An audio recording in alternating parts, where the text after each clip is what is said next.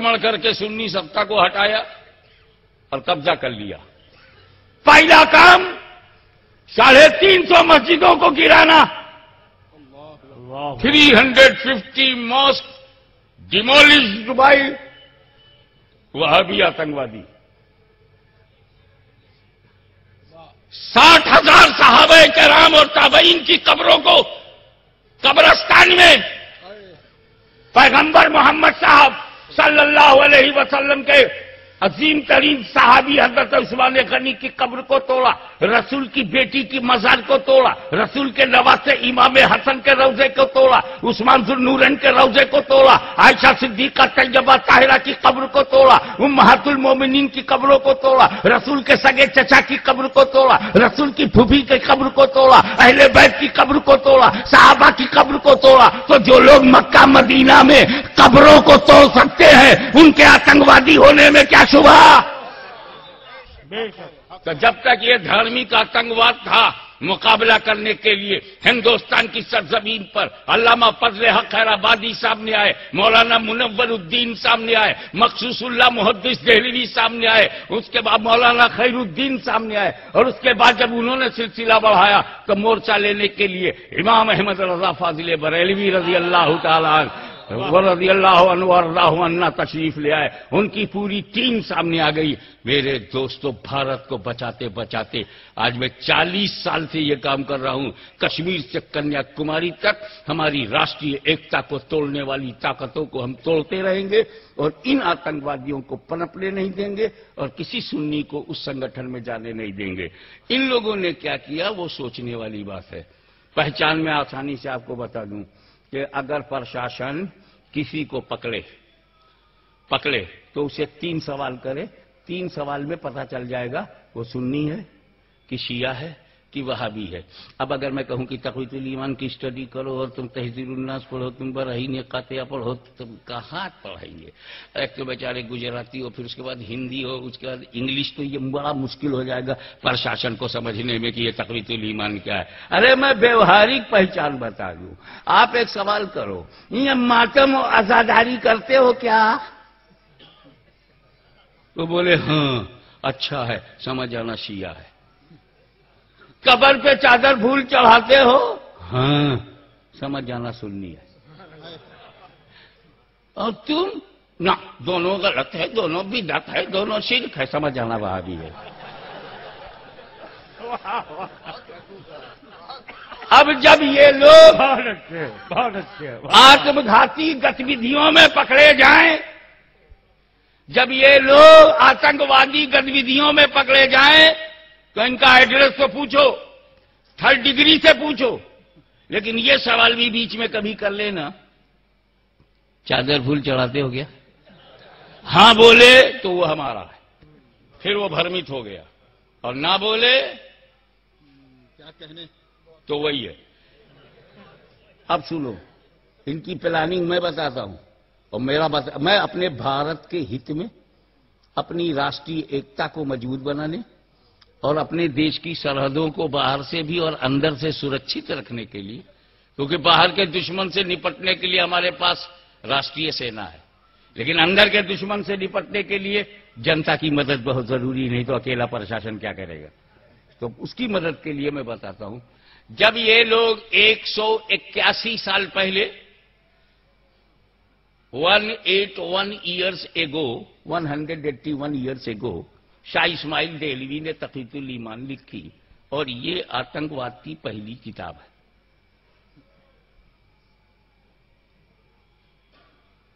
اب وہ جب چلی نہیں تو انہوں نے سوچا یار ایک کلر سے ایک دکان سے گراہک نہیں پھنسیں گے، کئی دکان بناؤ. یہ مچھلیاں پھنسانے کے لیے کئی تالاب بناؤ. کیا کہنے؟ تو انہوں نے پورے بھارت میں مسلمانوں کو غور سے دیکھا کہ یہ قبروں پہ چادر چڑھانے والے،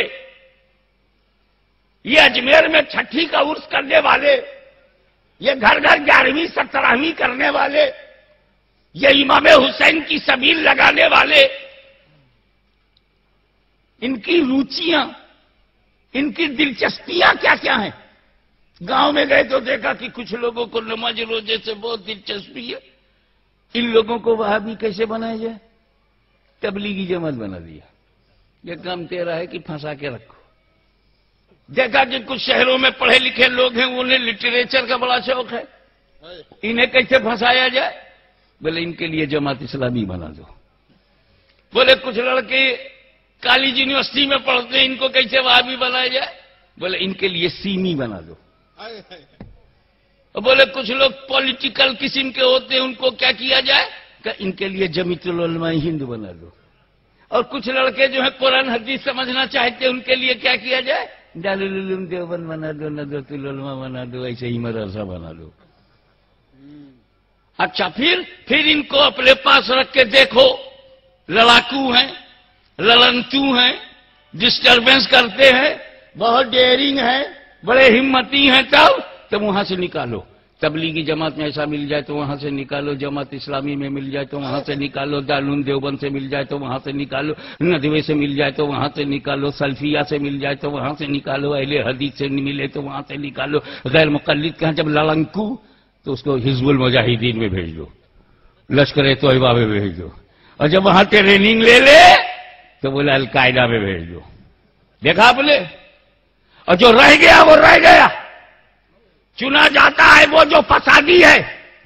تبلیغی جماعت میں ہے مگر فسادی ہے, اس کو اوپر لے گئے. جماعت اسلامی میں ہے اور لڑانے والا ہے تو اس کو اوپر لے گئے. دارالعلوم دیوبند میں پڑھا ہوا ہے اور لڑاکو ہے تو اس کو اوپر لے گئے. جو رہ گیا وہ رہ گیا, وہ آتنکوادی نہیں بنا. 40 دن کے لیے گیا, گھر چلا آیا, گھر ہی میں رہ گیا, آتنکوادی نہیں بنا. اسی لیے ہر وہابی آتنکوادی نہیں ہے. جو رہ گیا وہ کیسے آتنکوادی بنے گا؟ جو کتابیں پڑھتا ہے الماری میں رکھ دیتا, سو جاتا ہے, وہ آتنکوادی نہیں ہے. جو دارالعلوم دیوبند سے پڑھ کر کے نکلا اور نکل کر کے مسجد میں آیا اور مسجد میں رہ گیا, وہ بھی آتنکوادی نہیں ہے.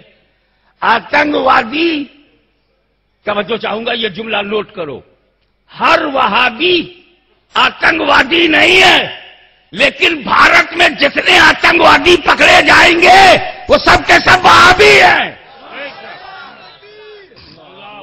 وہ سارے کے سارے وہابی ہیں. یعنی ہر آتنکوادی وہابی نہیں ہے, لیکن جتنے آتنکوادی ہیں وہابی ہیں.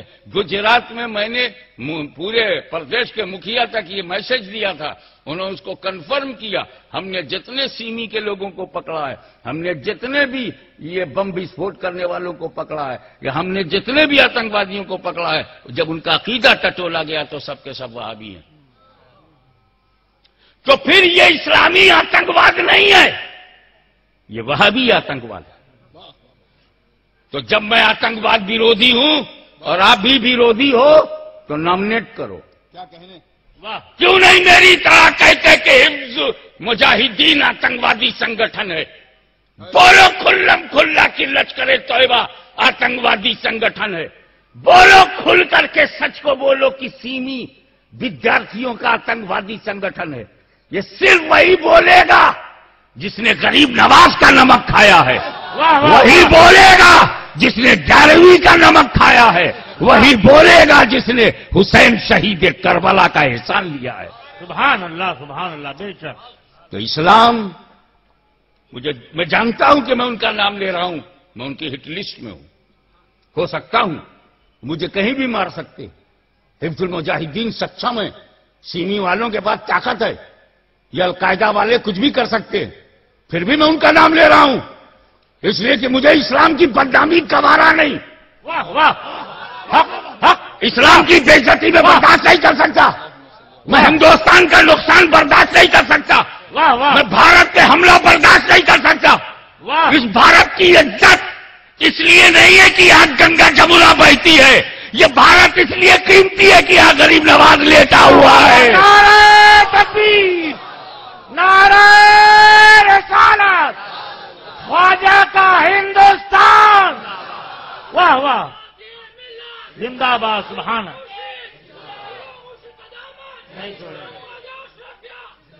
ہم سنی جو صوفیزم کے بغیر سنی نہیں. جب کسی سنی سے ملیے تو وہ کہتا میں قادری ہوں, گویا غوث اعظم کی چھتر چھایا کے نیچے ہے. واہ واہ, سبحان اللہ. کسی سنی سے ملیے کہتا میں چشتی ہوں, معلوم ہے غریب نواز کے چھائے کے امبریلا